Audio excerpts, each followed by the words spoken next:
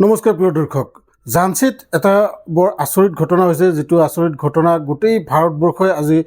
ইনষ্টাগ্ৰামত ছ'চিয়েল মিডিয়াত দেখিবলৈ পাই আছে আৰু এই ভিডিঅ'টো আপোনালোকে পোনপ্ৰথমতে এই ভিডিঅ'টো মই আপোনালোকক ছাইডত দি দিছোঁ এই ভিডিঅ'টো চাই লওক আৰু মই এই ভিডিঅ'টোৰ বিষয়ে আপোনালোকক কম পুৰা সম্পূৰ্ণকৈ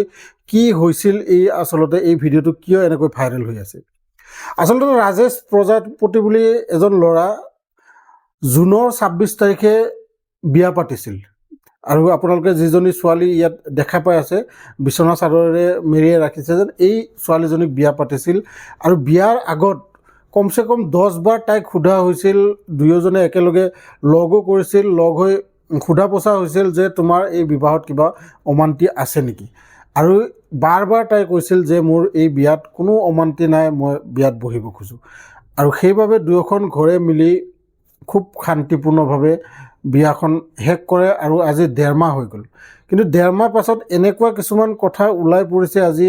এই ৰাজেশ প্ৰজাপতিয়ে কোৱা হিচাপে যিদিনা প্ৰথম দিন তেখেতসকলে বিয়া পাতি ঘৰলৈ আহিছিল সেইদিনা তাই এগিলাচ গাখীৰ এই গিৰিয়েকৰ কাৰণে লৈ যায় আৰু সেই গাখীৰত তাই স্লিপিং টেবলেট দি পেলাই হিয়াক খুৱাই দিয়ে আৰু গাখীৰখিনি খোৱাৰ কিছু সময় পিছতে সি টোপনি আহে টোপনি অহাৰ পিছত এই ছোৱালীজনী বা সদায় তাৰ যি বয়ফ্ৰেণ্ড আছে এই বয়ফ্ৰেণ্ডৰ লগত কথা পাতি থাকে এই কথা উজাগৰ হৈছে 24 তাৰিখে ৰাতি যেতিয়া এই কেছটো ধৰা পৰিছে এই গোটেই কেছটো হ'ল 24 তাৰিখ হয় আৰু প্ৰায় দিনেই সি আচলতে ভাবিছিল যে মই কষ্ট কৰি আহোঁ বাহিৰত সেইবাবে বোধহয় সোনকালে শুই পৰোঁ বা শৰীৰটো দুৰ্বল হৈছে কিন্তু আচল কথাটো তাই সদায় তাক গাখীৰৰ সৈতে স্লিপিং টেবলেট মিহলাই দিছিল আৰু প্ৰত্যেক দিনে তাই নিজৰ বয়ফ্ৰেণ্ডৰ সৈতে হয়তো কথা পাতিছিল আৰু ওচৰ চুবুৰীয়াই কোৱা হিচাপে মাজে মাজে সেই ল'ৰাজন ইহঁতৰ ঘৰত ৰাতি ৰাতি আহিছিল কিন্তু মানুহবোৰে একো কোৱা নাছিল কাৰণ ঘৰত সকলোবোৰে আছেই গতিকে এইবোৰ ক'বলৈ কি দৰকাৰ কিন্তু হঠাৎ এই যে ধৰা পৰিল কেনেকৈ ধৰা পৰিল একচুৱেলি 24 তাৰিখে দিনত এই যিখন ঘৰ বা এই যিটো ৰাজেশ প্ৰজাপতি এই ৰাজেশ প্ৰজাপতিৰ মোমায়েকৰ এক্সিডেণ্ট হয় আৰু এই এক্সিডেণ্টৰ খবৰ শুনি ঘৰৰ সকলোবোৰে যায় খালি ৰাজেশ প্ৰজাপতি যোৱা নাছিল ঘৈণীয়েকৰ লগত ঘৰতে আছিল কিন্তু সন্ধিয়া এই ৰাজেশ প্ৰজাপতিয়ে নিজৰ ঘৈণীয়েকক কয় যে তুমি অকলে থাকিবা দৰ্জাখন ভিতৰেৰে লক কৰি থৈ দিবা আৰু গেটখনো ভিতৰেৰে লক কৰি থৈ দিবা মোৰ আহোঁতে দেৰি হ'ব কিন্তু এই ছোৱালীজনী ভাবিছিল যে গিৰিয়েকৰ হয়তো গোটেই ৰাতিটো লাগিব আজি ৰাতিপুৱাহে আহিব আৰু সেইবাবে এই যোৱাৰ লগে লগে তাই নিজৰ বয়ফ্ৰেণ্ডক ফোন কৰি ইহঁতৰ ঘৰলৈ মাতে আৰু দুয়োজনে সেই একেটা বেডৰুমতে এনজয় কৰি থাকে কিন্তু নিশা ঠিক 12 বজাত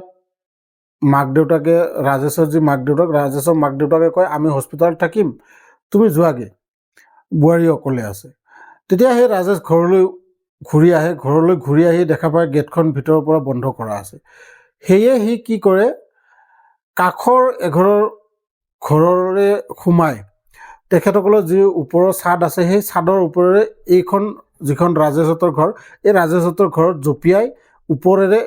তললৈ নামি আহে ঘৰৰ ভিতৰলৈ আৰু এই ভিতৰলৈ নামি আহি এই গোটেই কাণ্ডটো দেখা পায় আৰু লগতে সি ভিডিঅ' ৰেকৰ্ডিঙো কৰে ভিডিঅ' ৰেকৰ্ডিং কৰি থকা সময়ত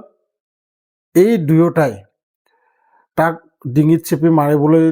চেষ্টা কৰিছিল আৰু সি যেনি তেনি তাৰ পৰা ওলাই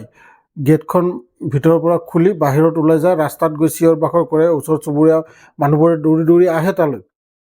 ইমান নিশাখন কিহৰ হাই হুলস্থুল কি হ'ল আৰু সেই মানুহবোৰ অহাৰ পিছতহে সেই কটমটি বাচে আৰু যি দুজন ভিতৰত আছে এই দুয়োজন এনেকুৱা অৱস্থাত আছে গাত এটা কাপোৰো নাই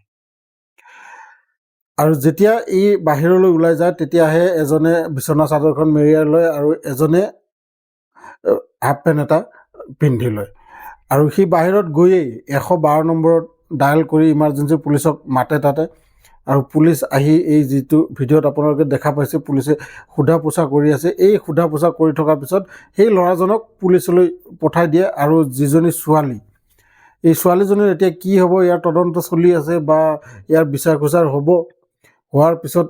দেখা যাব কি হয় কিন্তু বৰ আচৰিত ঘটনা ন আজিকালি এটা কি এটা ট্ৰেণ্ডিং হৈ গৈছে যে গিৰিয়েকবোৰক মাৰক বা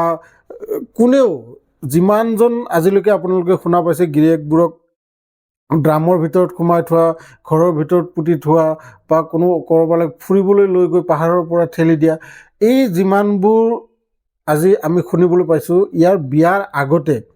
প্ৰত্যেকজন ছোৱালীক কমচে কম 10-15 বাৰ সোধা হৈছিল যে তোমাৰ এই বিবাহত কিবা আপত্তি আছে নেকি কিন্তু এজনী ছোৱালীয়েও কোৱা নাছিল যে মই এই বিয়াত মান্তি নাই বুলি সকলোৱে কয় মই মান্তি সকলোৱে কয় মই মান্তি কিন্তু আজি যিটো ঘটনা 1.5 মাহ হোৱা নাই এই 1.5 মাহ নহওঁতেই এই ছোৱালীজনী এনেকুৱা কাম কৰি দেখুৱালে আপোনালোকে এই বিষয়ত কি ক'ব খোজে কমেণ্ট বক্সত নিশ্চয় জনাব লগ পাম এনেকুৱা এটা ইনফৰ্মেটিভ ভিডিঅ' লৈ নেক্সট ভিডিঅ'ত তেতিয়ালৈকে ধন্যবাদ